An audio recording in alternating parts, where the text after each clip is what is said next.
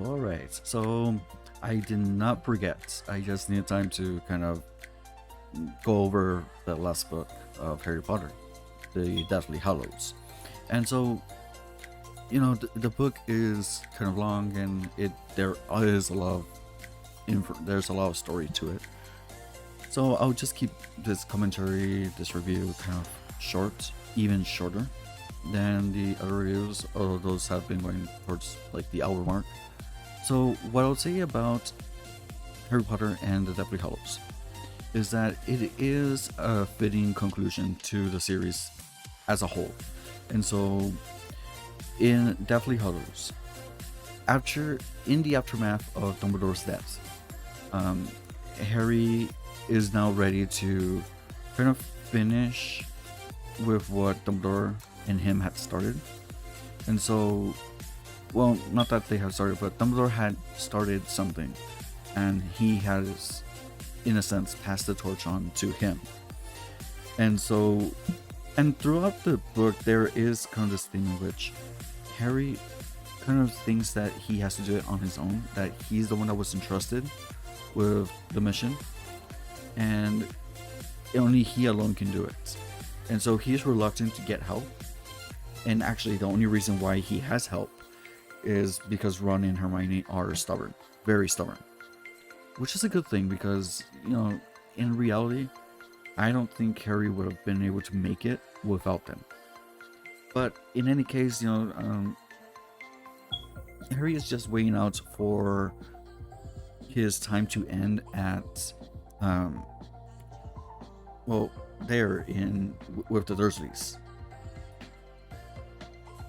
And the thing is that it's not just the Dursleys. I mean, Great Drive is not just the home of Vernon Dursley and Dudley, and I mean, Great Drive has been a source of discomfort, of pain, of suffering for Harry. And he has been dreaming of this time for the very longest of times. Now he has to wait. And this time he's not waiting because it's the school year or because, oh, finally he's free. He has a mission to do. And the reason why he has to stay there is because the magical protection that was conferred to him by his mother is only going to be active until he stops calling Privet Drive home. So until he turns 18, which is when he becomes an adult and the magic deactivates in any case, or the moment he no longer calls Privet Drive his home and leaves for good, that is when the magic will stop as well. And so in order to have the magic, this magical protection up, because it's very powerful, in order to keep it up as long as possible, they have arranged, and by they I mean the Order of the Phoenix. Now they do plant the seed in the Ministry, which has been infiltrated by the Death Eaters, by saying, "Oh yeah, I mean, they're saying that they're going to do it on his birthday. They say they're going to do it not on his birthday, but still, And there's this kind of debate going on within the Death Eaters. And Snape, I mean, Professor Snape, you can tell that he's uncomfortable. Because as we know, in the last book, he did kill Dumbledore. However, there's something off about him. It's almost like he's still concealing. And this is where I think the movies kind of did a better job than the book. Because the book is very much about from Harry's perspective. And in Harry's perspective, at this point, Professor Snape is a traitor who had tricked Dumbledore and was, he's really in cahoots with Voldemort.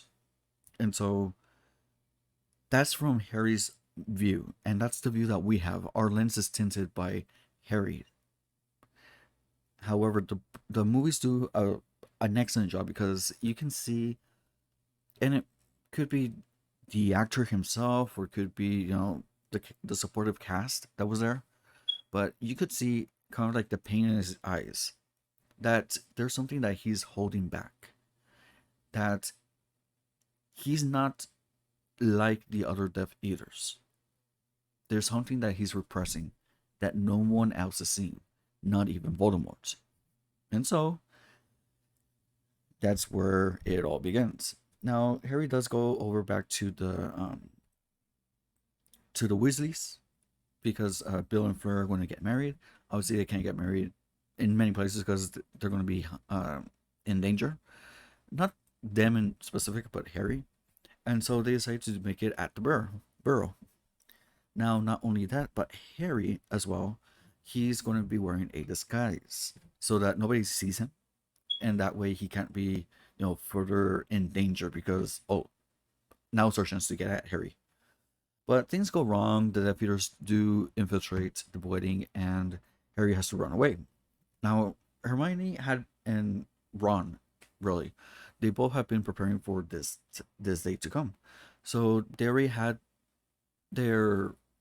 they already had planned when they were going to leave, but because of the emergency from the wedding, um, Hermione was able to have her kind of backup plan, and which was like she already had packed like an supplies and emergency pack, and they left the wedding and they were able to go to safety. Now, there's a lot of backstory as well with Dumbledore, with Professor Dumbledore. So just to kind of recap real quick, Professor Dumbledore, he and his family had lived elsewhere, where the father, he had apparently killed a Muggle, but that wasn't really the case because you see, when Dumbledore has two other siblings, Aberforth, and then there is the sister. Now, Dumbledore's sister, it wasn't quite right, and by quite right, there was some unbalance within her, and so something happened where she was being bullied, I think, by other kids, and she kind of exploded. Now, in order to protect her, the father put the blame on him. He said, "Oh, I was the one who attacked the children," and that's when he was taken to Azkaban, and there was this taint on the Dumbledore name, and so when they moved to what was it, Hallows? No, not Hallows. Godric Hollow. No, Godric Hollow, I think it was. Anyway,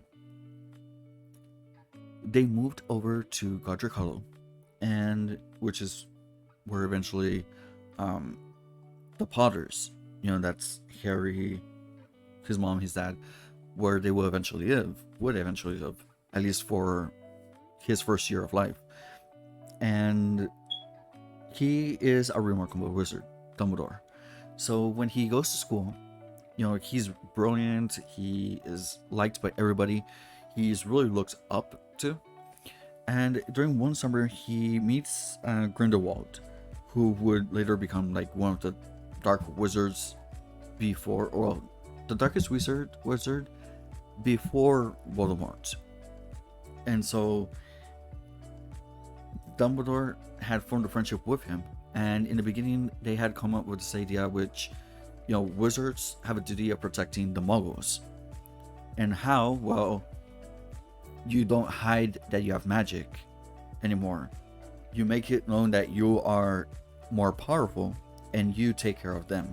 That sort of mentality. Except that Grindelwald, he was taking it too far, and then when Dumbledore noticed, he thought it over and noticed that this wasn't a good mentality to have. Well, they had a disagreement, and Dumbledore eventually does fight Grindelwald. There is that. Now, this backstory is something that Harry begins to learn along the way, and it's not that it's relevant to the mission, but it's because that sense that Harry has the sense that he didn't know Dumbledore as well as he could have. When they're doing the eulogies, he notices that with what everybody says, people that have known Dumbledore the longest, everything has been about him, about Harry, his own survival. And so he notices how much he doesn't know about Dumbledore, how much he wished that he did know that, and how much he should have asked. Not just, "Oh, I'm gonna die," right? That type of thing. Well, during the journey, Harry, Ron, Hermione, they get into a fight because they're trying to find the rest of the Deathly Hallows, but they're not finding them. They're not finding the horcruxes or the Hallows. To be specific, Harry's the one who's looking for the Hallows because of it's kind of this fable in the Tales of Beetle and Bard, which is a fairy tale book, much like Andersen or the Brothers Grimm. It's that type of fairy tales in which there's three brothers. They want to cross the bridge. They build a bridge. Death appears because hey, you know they're cheating him, and so Death says, you know what? I'll give you three witches, one for each. And so the oldest says, I want a one that nobody can beat me with. And then the second one, oh, I want a stone to talk with the dead. And the third one, no, I want something so that I can be invisible even to death. So now you can kind of see where this is coming. You have the Elder Wand, which is the most powerful wand. You have the Stone of Resurrection, which, the middle brother, because his fiance had died, he was missing her and he wanted to talk to her again. And, the youngest, with him, he, well, to put it simply, he was kind of like the most intelligent because he said, well, I don't want Death to look for me later, right? So, eventually each of the brothers die except the youngest. And it wasn't until the youngest finally took off his cloak and says, you know what? I'm going to greet you, my old friend. Meaning Death. And he eventually does die, but he passes on the cloak to his son. And so that would be the invisibility cloak. Now, when we talk about the other one, it's the one that Voldemort had been looking for and eventually finds, which is the one that Dumbledore had in his hand. I don't know that much about the specifics, but Grindelwald had ended up with the wand, but Dumbledore beat him. Now he had the wand, and so now that he's dead, well, technically speaking, Voldemort prayed it off his hands. You have the Resurrection Stone, which nobody knows where it is, and then Harry has the Invisibility Cloak because what do you know? It belongs to his father, and his father, passed down from father to son, left it with Dumbledore, who had been looking at the opportunity or at the chance that they could be a thing, Deathly Hallows. Because if you have all three items, you're the master of death, in a sense. Now, I've been rambling on about this part because during the mission of finding the Horcruxes, Harry wants to look for the Deathly Hallows as well. Hermione and Ron don't agree because the mission is the mission. It takes some time for Hermione to kind of agree that, okay, maybe the Elder One would be important to find, but not really. And so they do end up they break into Gringotts Bank, which is where they find that maybe that's where the Gryffindor sword is, because what can destroy Horcruxes? It has to be something really powerful. And nothing could be as powerful as possibly the Gryffindor sword that is goblin made, and therefore it only accepts what makes it stronger. And so they do infiltrate, they try to get the sword and all that. They go back to Hogsmeade after the disaster that happens. And in Hogsmeade, they do have the sword, by the way. But in Hogsmeade, they notice things are different because there's a curfew, first of all. Second, there's patrols of Death Eaters. When they do make it into the school with the help of Aberforth, which he happens to be the bartender of the Hog's Head, they end up in the Room of Requirement through this passageway from Aberforth's bar. But they do notice that, well, they're being told things have been different. The Deathly Eaters have been making a mess, and especially the Carroll twins. The Carrolls, they really torture students for fun. And especially if you are not like in league with them or don't really agree with their point of view, yeah, they'll torture you and do all sorts of things. Neville is apparently like hero at this point, because Neville is rebellious. I mean, he's going off, and even when he's punished by the Carrows, he keeps on going. So it's incredible, really. Now, something I want to say about at this point is that it is very much a long journey, and it's very fitting that where Harry is most protected is at home, right? Or what would be considered his home, which is Privet Drive. The final battle is at Hogwarts, which is where he considered to himself to be most at home. I mean, he does consider the Burrow as being a place like home, but he has never felt as accepted. He's never felt as much at home as in Hogwarts. And so the final battle being in Hogwarts, where he's defending Hogwarts, I mean, not bad, not bad. And so, really, to kind of wrap it up, I mean, one thing brings to another. They're fighting. The fight breaks out between Death Eaters and Order of the Phoenix, because now they know that Harry's there, and Harry's looking for the final the final horcruxes, and they get on with destroying with what horcruxes they can with the Gryffindor sword, the sword of Gryffindor. Now, something that Harry does note is that, or figure out, is that he himself is a horcrux. So when what was his name, Voldemort, tries to come as a baby, because of the magical protection, that spell rebounded on him. Now, Voldemort couldn't die because of the horcruxes he had already made, but because he was attempting to kill Harry, and his soul, Voldemort's soul, was already weakened, a piece of his soul jumped out and went into Harry. And so in the series, when we see, the different scenes, such as, when was it? Okay, Madame Moody in the fourth book, who wasn't really Madame Moody, he was really Barty Crouch Jr. When he is doing the unforgivable curses on them, specifically the Cruciatus or the Imperius, it says in the book that he heard a voice in his head saying, "No, you won't," or somewhere around those lines. But it's hearing a voice in his head.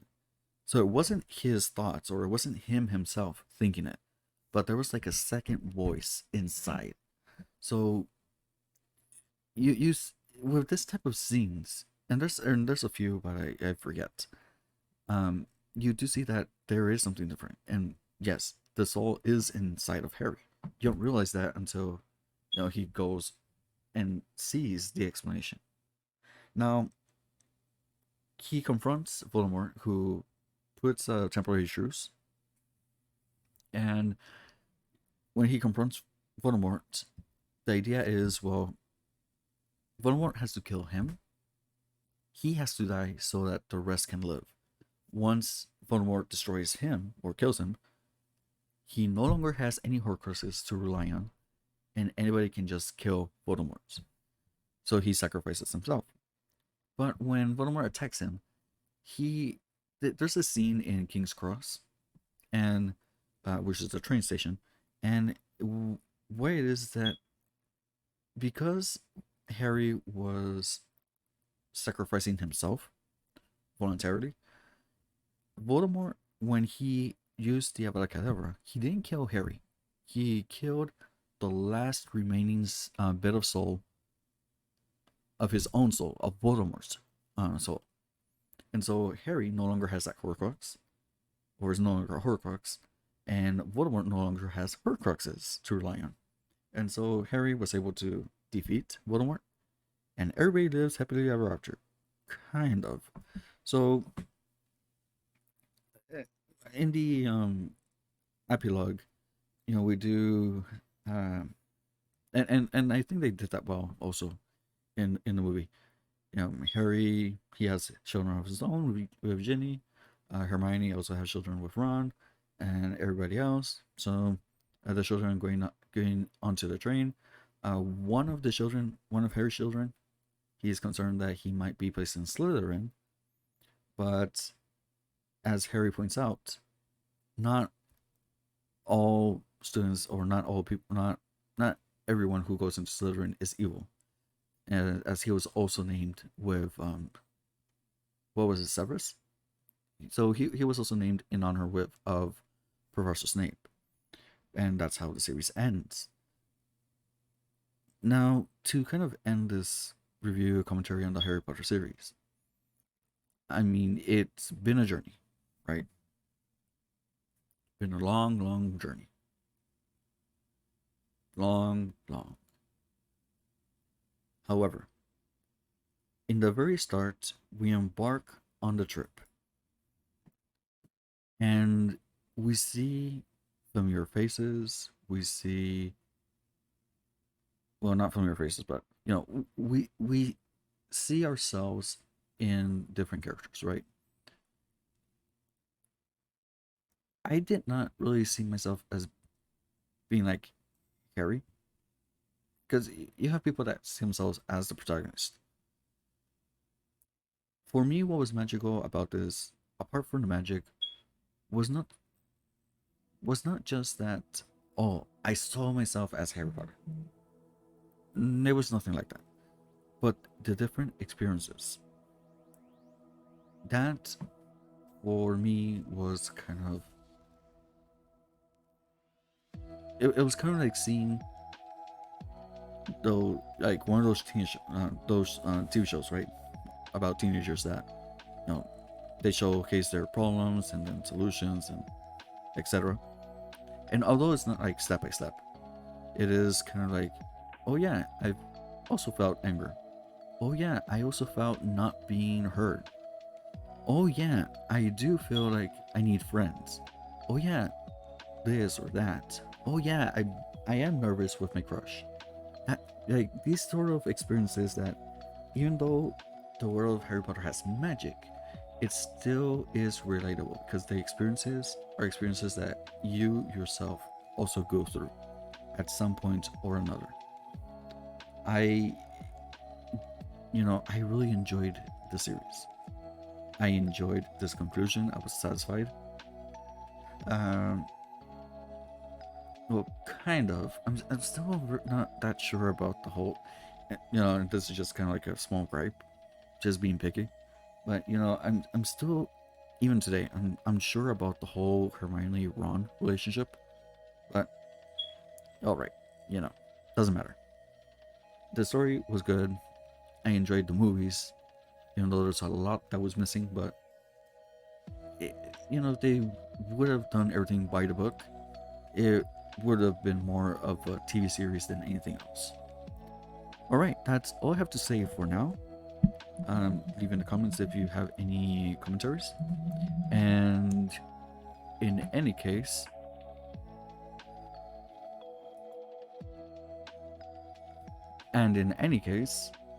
you know what? Just enjoy it. Hopefully, if you didn't see the previous video on Jurassic Park, where I got a content ID claim for some reason. But anyways, hopefully that doesn't happen with this video. I try not using anything that could be content ID, but have fun. I mean, I hope you enjoyed the video, and